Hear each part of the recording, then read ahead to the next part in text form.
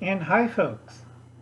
Yeah, the sun's bearing down. I got the window shades closed, but it's really strong today, and I just put eye drops in my eye, so everything's kind of blurry.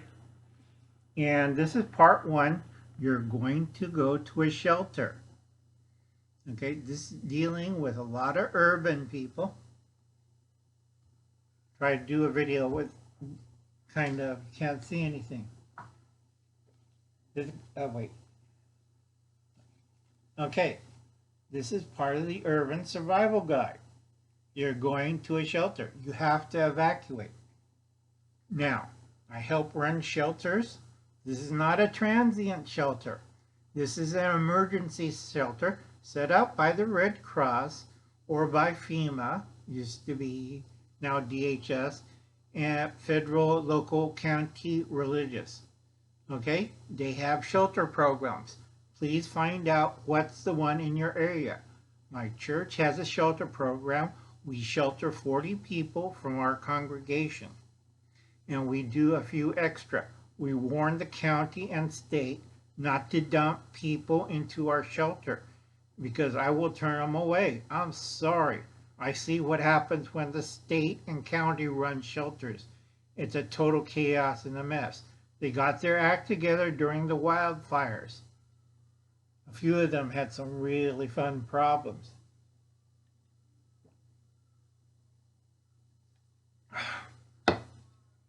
Gotta have my afternoon purple drink.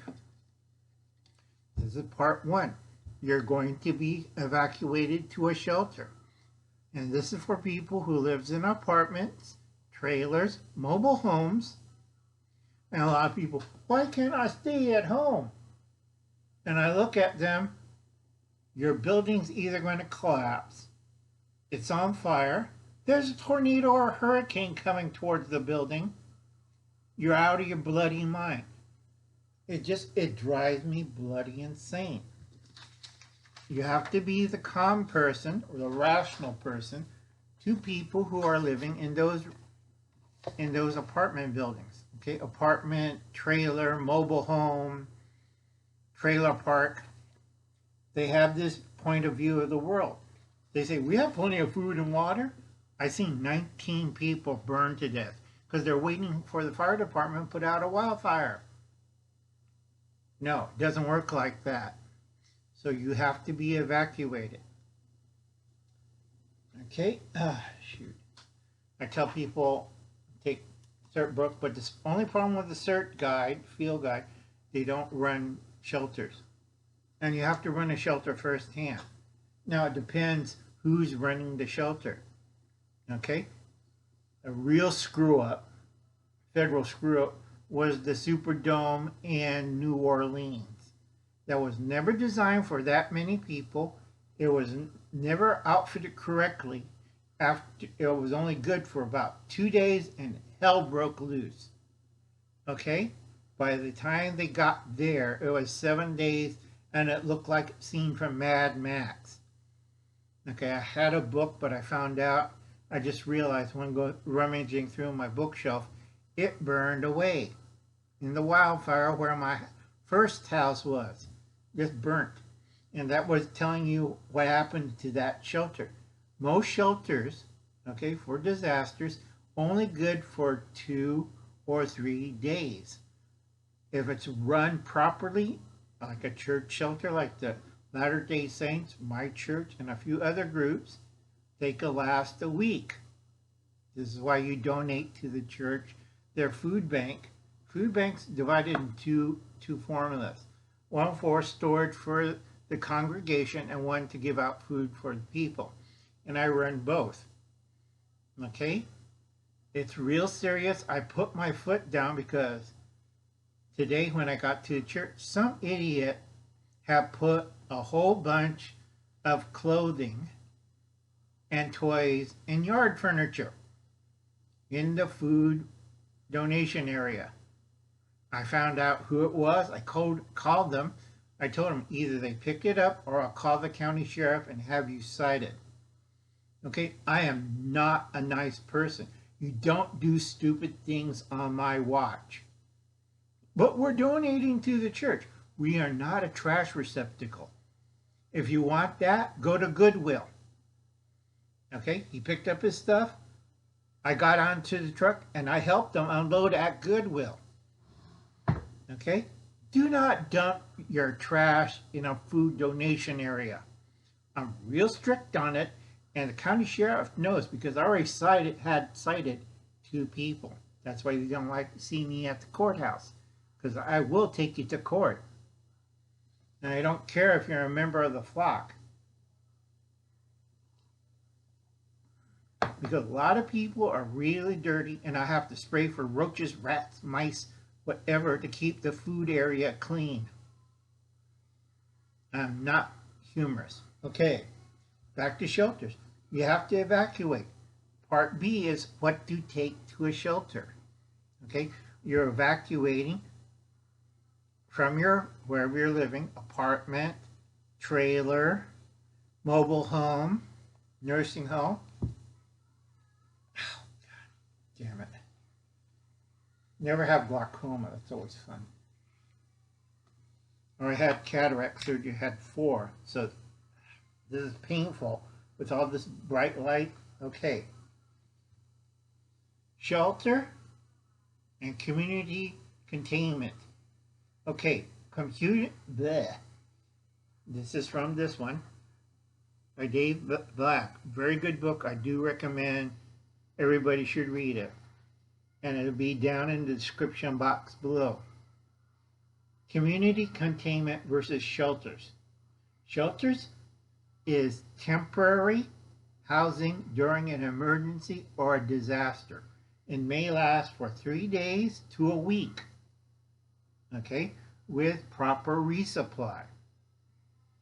Okay, now, community containment is a group of measures taken to control prevention of exposure to certain patients containing radiological problems, chemical problems. We had a chemical spill. This is how they do it.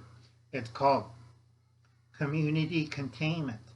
It's not shelter, community containment, because they have to take control measures to control potential exposure to the general populace of these people exposed to radiation, chemicals, that's agricultural chemicals here, and contagious diseases. These steps including isolation and quarantine, separating of the clothing, and material goods. Local, state, and federal authorities are all empowered with this authority to order and enforce these measures. These agencies referred to as police power or immediately to detain, medically examine, quarantine persons and people in livestock and animals, inspecting of carrying commutable contaminants that could be anything from diseases, radiation, chemicals, you name it. Okay, under, and this is the California one, 42 CFR parts 71, 70 and 71. Isolation and quarantine may be voluntary or enforced. When enforced, failure to comply will result in arrest and criminal prosecution with fines up to $100,000. Okay? Isolation of person known to have an illness or contamination to radiation when exposed may not become ill. Quarantine applies to people, animals, buildings, vehicles, cargoes, anything that thought can be exposed. Quarantine and isolation are public best weapon against mass contamination. Okay? It's all written here. I have to repeat this several times to people because they don't understand legalese. I do. So, okay? If you can, stay at the shelter that you know who's running it. Make sure it's run properly and know what to bring. That's going to be the next part coming up. Do not have visitors. Have things, make sure they have arrangement to deliver things And let's see. And blah, blah, blah. Cleaning everything, washing. Okay. If the authorities for evacuation, this is when you're going to the shelters, if the authorities issues an evacuation order, in other words, you're in your trailer park or your mobile home and stuff, issues a evacuation order or recommendation, do it immediately. Do not lollygag and stay at your house or at your mobile home or trailer, especially when a tornado is coming or a hurricane. We find more dead people like that. Okay? Discuss, let's see, maintain a evacuation supplies kit, including all copies of important documents, ID, and some cash, because during this time, a lot of things will be down and credit cards and stuff won't work.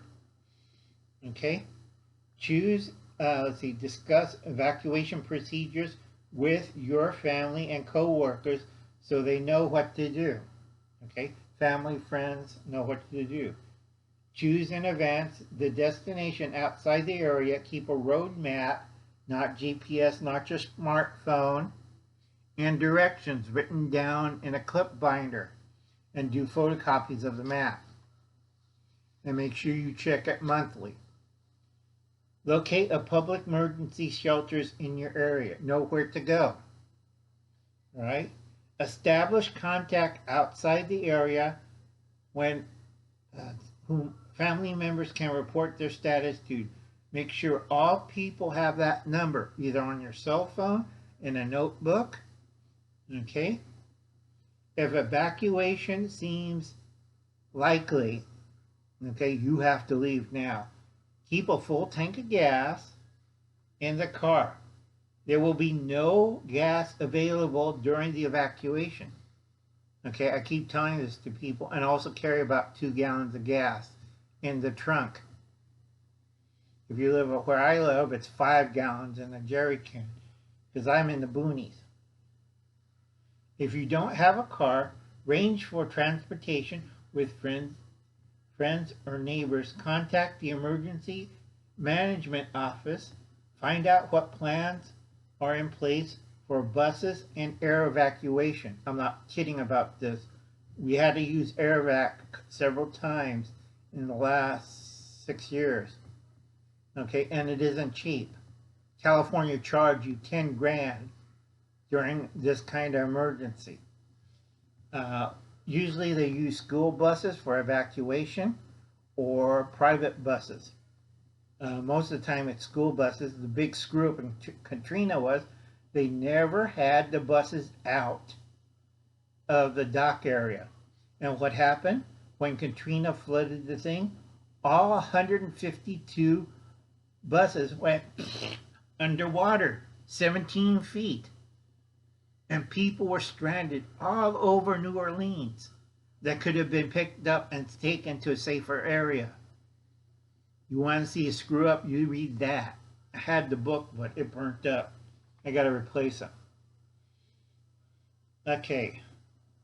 Let's see. Let's see. Make sure you know how to shut off. Let's see. Shut off all utilities and have the tools to do it. Don't forget, make plans for your pets. If you have dogs, cats, household pets, also livestock, you should have a plan. If it's pets, make sure you have a carrier. Make sure you have a muzzle if it's a bigger dog. Make sure you have leashes, harness leash, and waste bags and cleanup and food and water for your pet. Okay, at least for 3 days. Okay? Let others know your destination. Leave a note and make some calls. Close and lock all doors and windows. Unplug all electronics and appliances, including the refrigerator. Okay? Shut off water, gas, electricity if flooding is likely. If not, Let's see. If not, flooding is not likely, and the gas is shut off, consider leaving the power on and the refrigerator plugged in. So you only have to shut off the gas. You can leave the refrigerator on and plugged. That should be your only appliance.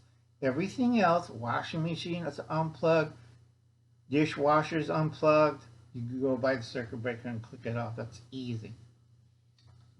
Okay? Okay, let's see. If evacuation has been ordered, serious, okay, and you have to get to the shelter, grab your disaster supply kit. And remember, take your medication. Make sure you have, and we'll go this further next video,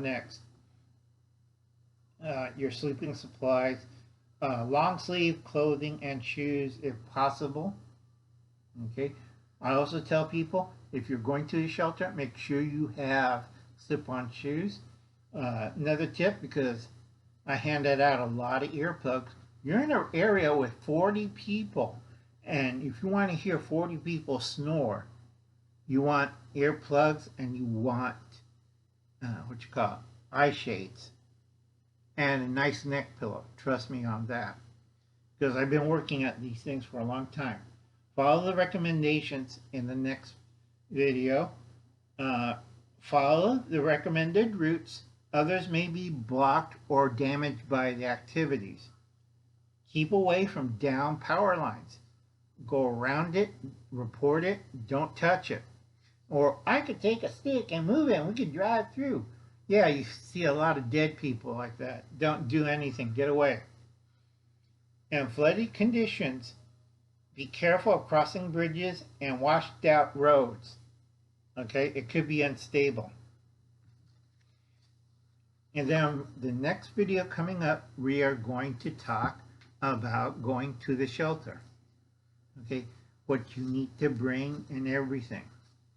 And I'll see you later. You have a nice day. I'll be seeing you. I hope this helps out. This is part 1. You're going to the shelter. And bye, folks. You have a nice day.